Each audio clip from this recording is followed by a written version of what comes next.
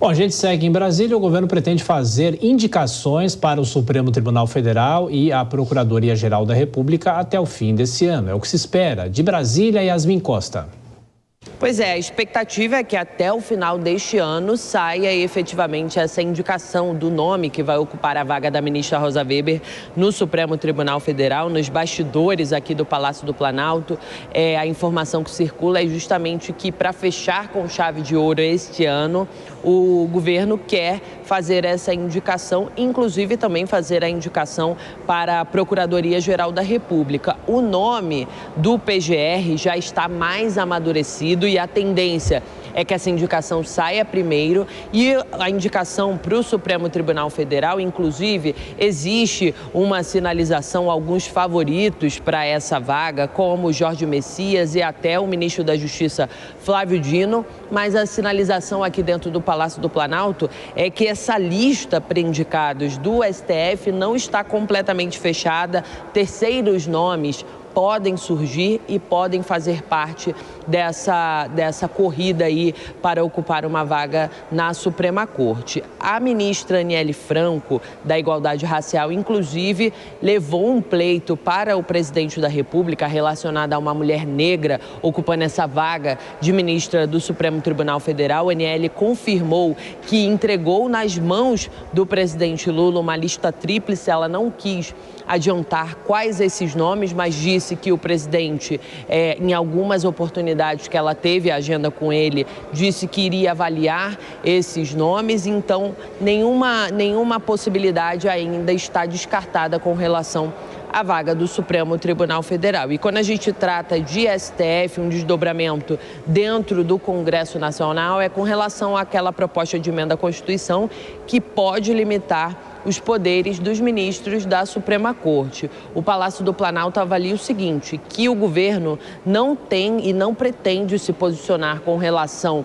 a essa PEC, porque isso não tem nenhuma interferência no governo, isso não é tema de governo e, inclusive, a sinalização é clara quando o líder do governo no Senado, o senador Jacques Wagner, libera a bancada para que os parlamentares façam da forma que acham mais conveniente na hora de votar aí com relação a essa proposta de emenda à Constituição que limita os poderes do Supremo Tribunal Federal. O grande desafio, segundo fontes aqui do Palácio do Planalto, neste momento, é estabelecer um reequilíbrio, uma conversa, um diálogo mais equilibrado entre Palácio do Planalto e Congresso Nacional para garantir o andamento de todas as pautas que são prioritárias para o Poder Executivo e que caminham dentro do Poder Legislativo. Vale lembrar, inclusive, que fontes aqui do Palácio do Planalto confirmam que sabem que nenhuma matéria entra dentro que é encaminhada pelo Executivo, entra no Congresso e sai da mesma forma, da mesma maneira que entrou, e é preciso ter ali um jogo de cintura, uma conversa para conseguir garantir o melhor para os dois poderes. De Brasília, Yasmin Costa. Pois é, e confirmando que o que a Yasmin falou, o próprio Jacques Wagner, senador, votou a favor dessa PEC por causa dessa liberação dos votos. Agora, a Dora Kramer queria falar com você sobre a demora do presidente Lula de indicar o PGR e também o novo ministro do Supremo. E essa pressão também para que seja uma ministra negra. E a indicação deve se dar até o fim desse ano e é o que se espera, não é, Dora?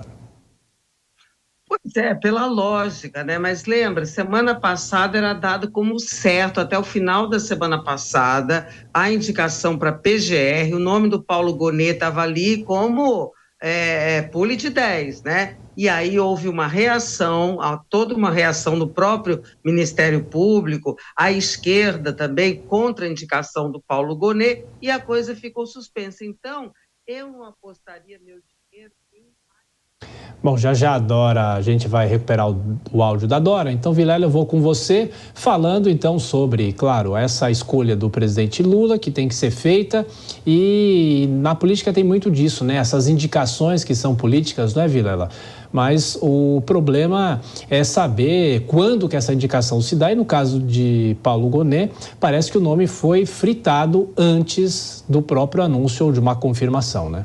Exatamente, Tiago. Você vê que está um frita daqui, frita dali. Você vê que nesse caso de Paulo Gonet, quando foi ventilado de uma forma mais concreta o nome dele, passou a sofrer um tiroteio de diversos setores próximos do governo. Nós tivemos também agora recentemente um tiroteio em relação a Flávio Dino, por conta de episódios envolvendo a visita que uma pessoa integrante de um grupo organizado, de um grupo criminoso, teria visitado o Ministério da Justiça, enfim. Então, você tem, diante de um cenário como esse, uma série de provações que têm que ser feitas antes de o nome se consolidar. E o presidente Lula está se mostrando muito indeciso nesse sentido. Você vê que realmente o tempo vai passando e tudo indica que o Supremo Tribunal Federal vai entrar no recesso com um integrante a menos e que a Procuradoria também vai entrar no recesso sem o seu comandante titular. No caso do Supremo, há um desequilíbrio, né? Porque são, pelo menos em relação às votações, a falta de um ministro, e no caso também da PGR, há essa lacuna, e nunca se demorou tanto para a indicação dos 2 cargos, Vilela. Exatamente, isso chama muito a atenção e aí nesse ponto eu vejo que o presidente Lula está titubeando muito. Eu percebo, eu tenho para mim, coloquei já por diversas vezes, que o nome do coração do presidente Lula é o ministro Flávio Dino para o Supremo Tribunal Federal. Agora, é percebido, a olhos vistos, que esse nome tem sofrido fortes resistências, tanto do PT, partido do presidente Lula, como especialmente dos demais setores do Congresso Nacional, que veem dificuldade da aprovação de um nome tão politicamente combativo como Flávio Dino. Diante de um cenário como esse, um governo que não tem força para realmente fechar definitivamente nesse nome, a gente vê isso se arrastando e, pelo visto, vai demorar mais uns meses até ter a definição total desses nomes, tanto para o Supremo quanto para a PGR.